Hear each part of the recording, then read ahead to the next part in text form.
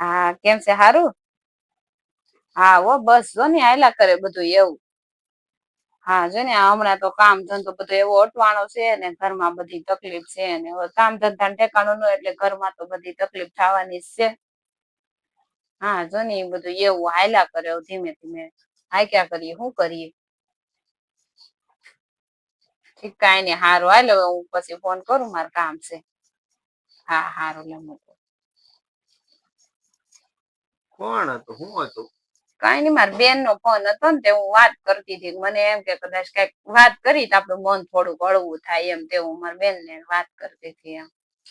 એવું નહી આપડે ઘરની વાત હોય ને એ બહાર કોઈ દી કોઈને નહી કરવાની.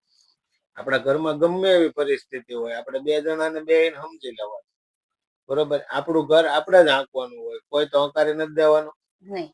એટલે આપણા ઘરની પરિસ્થિતિ આપણે ત્રીજા વ્યક્તિને કોઈ દી નહીં દર્શાવવાની. અત્યારે તમે એને વાત કરો ને તો એ ઘડીક આપણને સારું લગાડે બરોબર. પછી બહાર જઈને આપડા જ દાંત કાઢવાના. અને ઘરમાં કદાચ ગમે એવો પ્રોબ્લેમ હોય બરોબર ઘરના જેટલા વ્યક્તિ હોય ને એટલા બેહીને એનું પ્રોબ્લેમ નું સોલ્યુશન કાઢી નાખવાનું. બાકી બહાર ના વ્યક્તિને તમે એમાં ઇન્વોલ્વ કરો ને એટલે એ ઘડીક તમને એમ તમને સારું લાગે એવું તમારા મોઢે ઘડીક બોલે અને એવું કે તમને. બાકી બહાર જઈને આપડી જ ખરાબ વાત કરવાનો હોય. એ વાત હાચી તમારી હો. અને એનો એ વ્યક્તિ બહાર વાત વધારીને કરવાનો હોય. એ વાત 4 જણા પાસે ફરે ને તો વાત ડબલ થઈ જાય.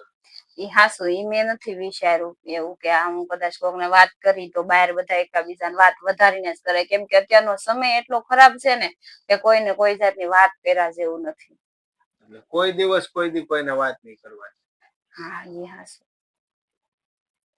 જો મિત્રો તમને અમારો વિડીયો પસંદ આવ્યો હોય તો લાઈક કરજો અને દરેક પરિવાર સુધી શેર કરજો.